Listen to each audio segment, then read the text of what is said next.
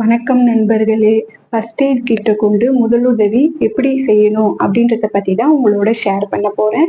அதுக்கு முன்னாடி Tamil medical black சேனலை சப்ஸ்கிரைப் பண்ணிடுங்க. பக்கத்தில் இருக்கிற பெல் ஐக்கானையும் கிளிக் பண்ணிடுங்க. இப்போ ஃபர்ஸ்ட் எய்ட் கிட் இருந்தால் யார் வேணாலும் முதலுதவி செய்ய முடியும். இப்போ ஃபர்ஸ்ட் எய்ட் கிட்டில் என்னென்ன திங்ஸ் இருக்கணும் அப்படின்னு முதல்ல பார்த்துடலாம்.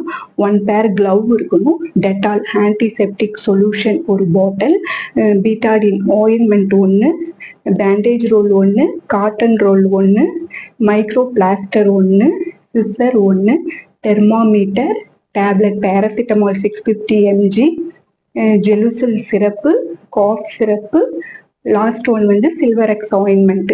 இந்த திங்ஸ் எல்லாம் வைக்கிறதுக்கு ஒரு பாக்ஸ் இருக்கணும். இதுதான் ஃபர்ஸ்ட் எய்ட் பாக்ஸ். ஓகேங்களா?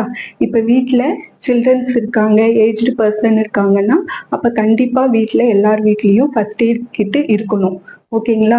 இப்போ 2 வீலர் 4 வீலர்லேயும் ஃபர்ஸ்ட் எய்ட் கிட்டு வச்சுக்கிட்டு ரொம்ப நல்லது. இப்போ நம்ம வெளியில் அவுட்டிங் போகிறோம், அப்போ யாருக்காச்சும் ரோட்டில் ஆக்சிடென்ட் ஆயிடுச்சுன்னா அப்போ நம்ம வெஹிக்கிளில் ஃபர்ஸ்ட் எய்ட் கிட்டு இருந்ததுன்னா அப்போ நம்மளே எடுத்து அவங்களுக்கு முதலுதவி செய்ய முடியும். ஃபர்ஸ்ட் ஆக்சிடென்ட் ஆன பர்சனை வந்து கம்ஃபர்டபுளாக ஒரு பொசிஷனில் உட்கார வச்சிடணும். அவங்களுக்கு குடிக்க கொஞ்சம் தண்ணி கொடுக்கணும். அவங்க கொஞ்சம் ரிலாக்ஸ் ஆன பிறகு நம்ம ஃபர்ஸ்ட் எய்டு செய்ய ஸ்டார்ட் பண்ணிடலாம். ஃபர்ஸ்ட் வந்து க்ளவ் போட்டுக்கணும். க்ளவ் போட்டுக்கின்னு அடிப்பட்ட காயத்தை வந்து டெட்டால் சொல்யூஷனை கொண்டு க்ளீன் பண்ணணும்.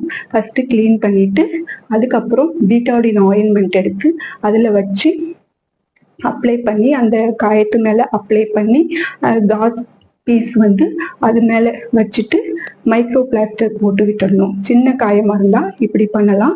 இதுவே பெரிய காயமாக இருந்ததுன்னா பேண்டேஜ் ரோல் போட்டு நல்லா டைட்டாக சுற்றி கட்டு மாதிரி கட்டி விடணும். அதுக்கப்புறம் அவங்க நல்லா ரிலாக்ஸாக ஆயிட்ட பிறகு பக்கத்தில் இருக்கிற ஹாஸ்பிட்டலில் போயிட்டு இன்ஜெக்ஷன் டிடியும் வலி இருந்ததுன்னா பெயின் கில்லரும் அவங்கள போய் எடுத்துக்க சொல்லணும். டிடி இன்ஜெக்ஷன் எதுக்கு எடுத்துக்கணும்னா அதனுடைய ஆக்ஷன் வந்து ஆன்டிசெப்டிக். அப்போ டிடி இன்ஜெக்ஷன் எடுத்துக்கும் போது ஊண்டு வந்து செப்டிக் ஆகாமல் நம்ம ப்ரிவென்ஷன் பண்ண முடியும். ஓகேங்களா?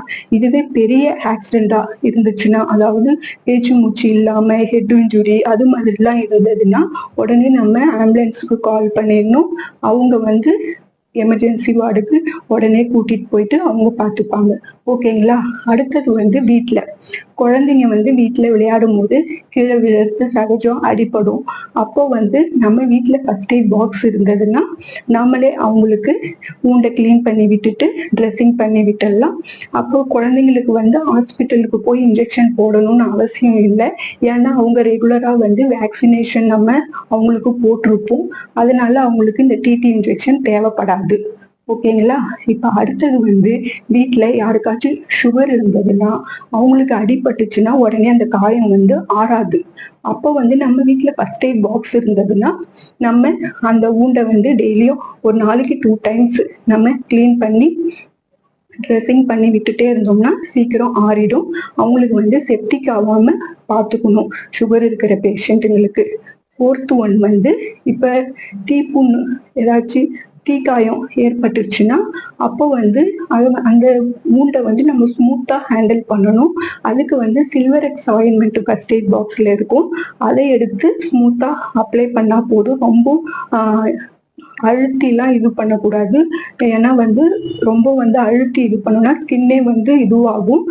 தீக்காயத்தை பொறுத்த வரைக்கும் ரொம்ப ஜென்டிலாக ஹேண்டில் பண்ணணும். ஓகேங்களா? இப்போ வந்து இந்த வீடியோ வந்து உங்களுக்கு யூஸ்ஃபுல்லாக இருந்ததுன்னா லைக் பண்ணுங்க. பக்கத்தில் இருக்கிற பெல் ஐக்கானையும் கிளிக் பண்ணுங்க, சப்ஸ்கிரைப் பண்ணுங்க. அவ்வளோதான். பாய்.